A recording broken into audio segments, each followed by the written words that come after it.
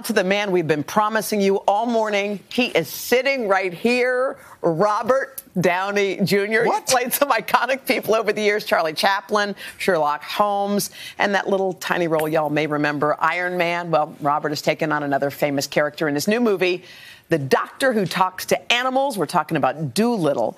But maybe he shouldn't rely on them in the operating room. Take a look. Doctor, forceps, please. Here you go.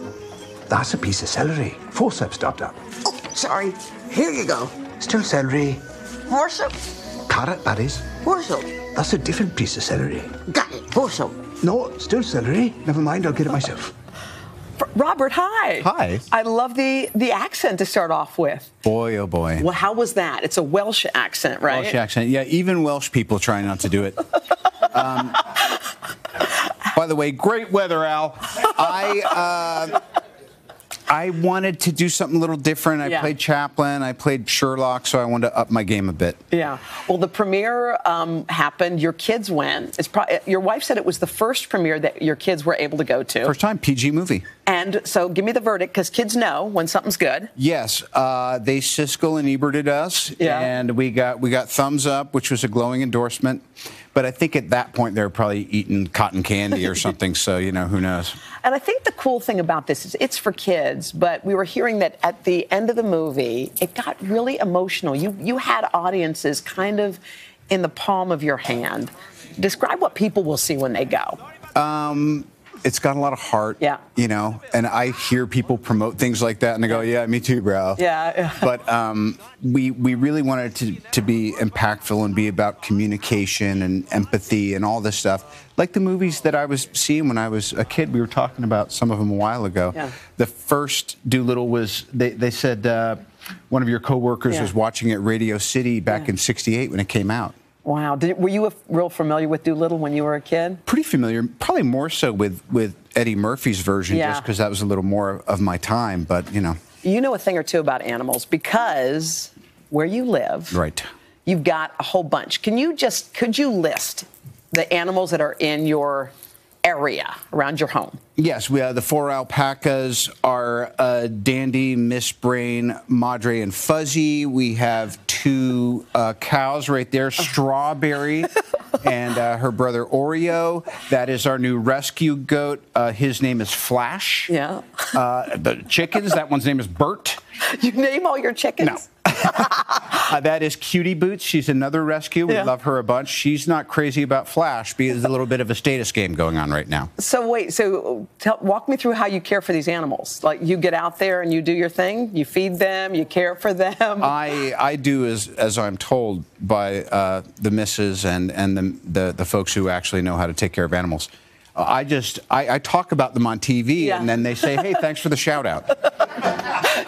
Do you talk to them in real life? I mean, do they have a little thing?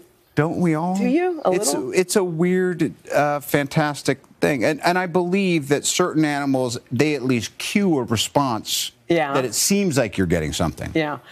By the way, your wife is the producer on this show. You guys have done 9 movies, I think she said, together. This is Naughty Number 9, yeah. Naughty Number 9. What's it like working so closely with your spouse? She's great. She would be a much better interview than me. I think you guys have a lot in common. She's just extremely gifted and asserted person who has worked her butt off to wind up where she is.